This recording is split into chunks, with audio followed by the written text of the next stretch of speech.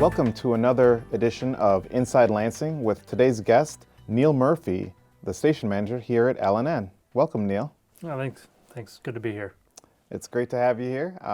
We wanted to kind of switch up a little bit and show a little bit of more about LNN for those who may not know. So we're definitely really excited to have you aboard, and so we could kind of talk through all the different things that LNN does for the community and so forth. Yeah, it sounds good. I mean, I've been hosting the show for a while, so it's a little different to be sitting on this side. Mm-hmm. So a little exciting, a little nervous, but I think mostly it's going to be a great show.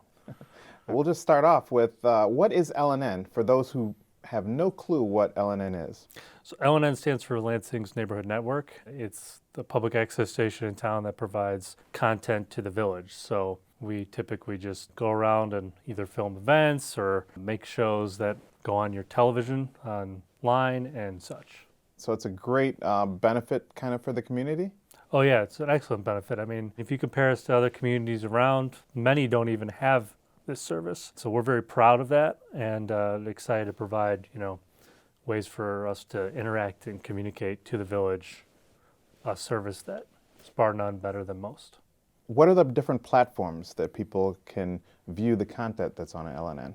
So there are a few different platforms, main one being probably YouTube.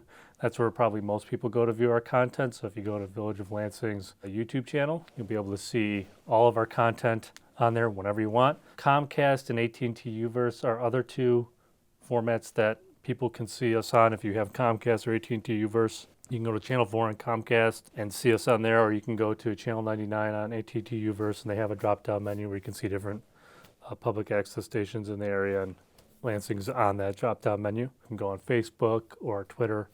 So there's a multitude of different ways to see our content. So what are the different shows that LNN produces? Current shows that we're producing are like Inside Lansing, which you're watching right here, where we interview different department heads in town and people part of groups and such to kind of get information out to the village about what's happening. Other shows that we have is Did You Know, which is a show that's designed to show people in town what services Lansing provides and such, or stuff that they might not know about that you could take advantage of, or is giving Lansing a benefit that we'd like people to know about. Other shows is such as Getting to Know, which is we sit down with a village resident. It's another way where we can provide information about your town. And residents here are our town. So a resident comes in, we interview them about their life. Karen Adams was on the show. And another show that we have is Clocking In. Clocking In is a new show that we had this year, and it follows a day in the life of a employee. And that employee, you get to see them from start to finish, morning to night, from when they clock in to when they clock out. We highlighted the police department and fire department right now, and we're actually doing one right now, editing one for the information technology department. We're doing stuff with public works. We're going to go through all the departments there, and it's a good way for people to kind of know the employees that help serve them on a day-to-day basis. As far as events in town, how does that process work, and what kind of events do you typically film? So events in town can range from stuff like the National Night Out, which is done nationally, but ours here in town, to concerts at the Fox Point, concerts at schools. We've done plays, all sorts of events. These are longer formats that we typically will have like a 2 or 3 camera crew, and they will go ahead and shoot it from beginning to end, and then we'll come back, edit it, and then put it out to the village for people to view. So This Week in Lansing is a huge hit, I know, within the communities. It's one of those things that people will plan for and know that on Fridays they're going to get to see exactly, what kinds of things have happened within the community. So can you explain to how that process works and how that show works? So This Week in Lansing, it's an interesting show, and it came from, at the end of the year, we have all this extra footage or all this extra stuff that we didn't know what to do with. So a lot of times we'd have like a special and we would try to include some of that stuff.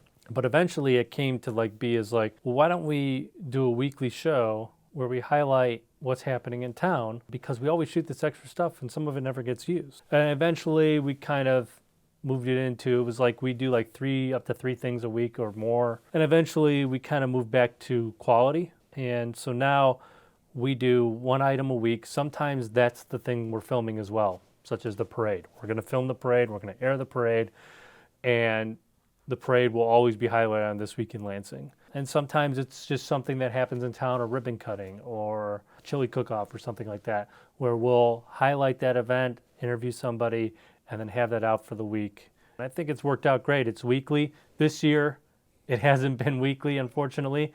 The week of Christmas is the only week where we usually don't have an item, and that's because there's usually nothing that happens that week. Everybody's pretty much checked out, wants to be with their family, which we agree with. So these are shows that are basically highlighting things that our residents would find important and so forth. So let's segue into for businesses, for example. So I know in the past we've done other shows where we've highlighted different businesses in town, but I know with COVID, things have changed a little bit for us this year as far as filming and so forth. So tell me a little bit about that process. We did have our show Open for Business.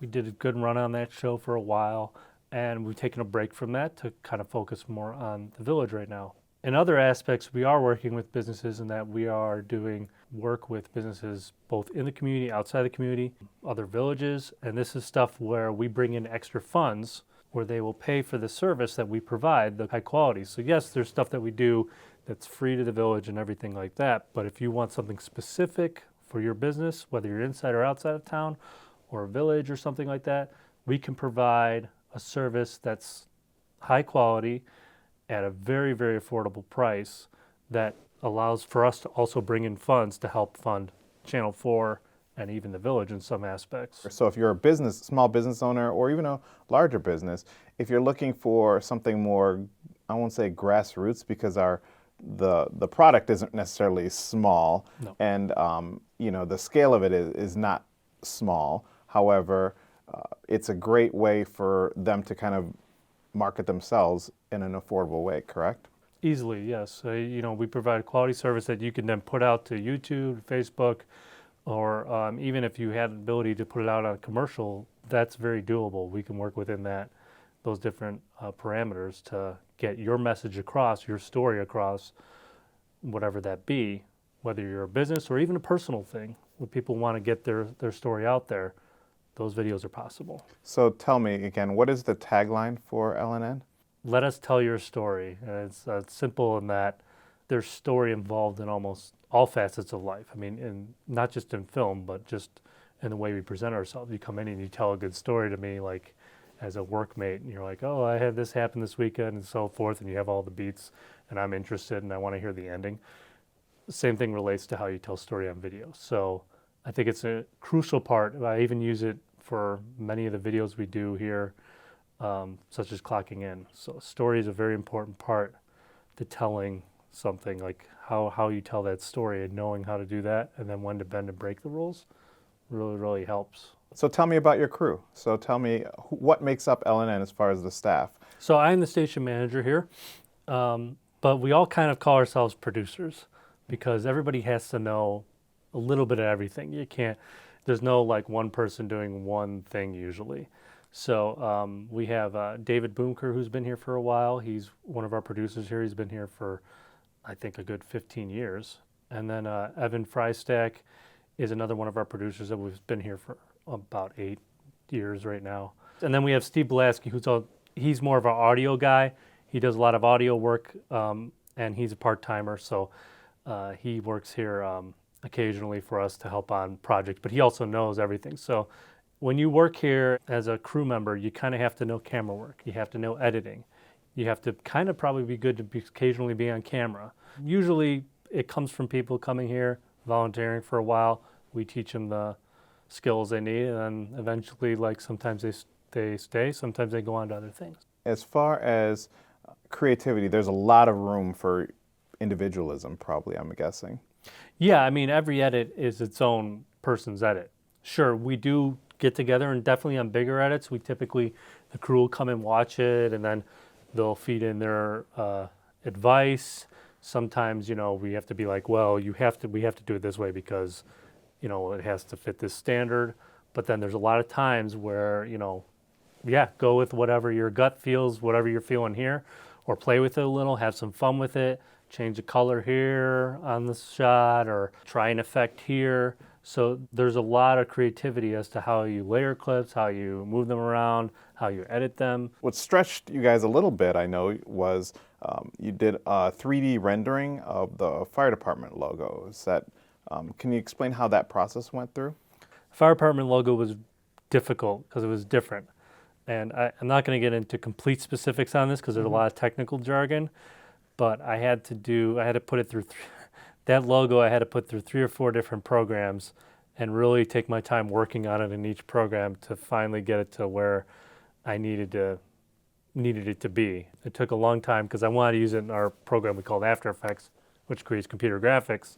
I wanted to use it in there because that's where I made the LNN one, and it looks great. It looks all like it's part of metal. It's got all these nice reflections on it, and you can add like effects to it, fire and stuff. So it was a difficult process, but once we got to the end, I was pretty happy with the product we got. Tell me, what do you love the most about working at LNN or your job in general? What I love about it is that it kind of fits in with what I went to school for, what my passion is video, is filmmaking really. And while we're not making films here, I mean, but there are some stuff we do make where it's like making a movie. And then other stuff, I'm still interested in it because it's related to what I do. It's television, so there's visual aspects to it, storytelling aspects to it. So I think for me, I just love that I get to come in every day and get to sit down and be a bit creative. Sure, some days are less than others, and you're always going to have days where you're like banging your head against the wall, like this is any other job. Right. The people who love their jobs, you look at like the biggest filmmakers in the world, they still have days where they're like, I can't do this, like I want to pull my hair out.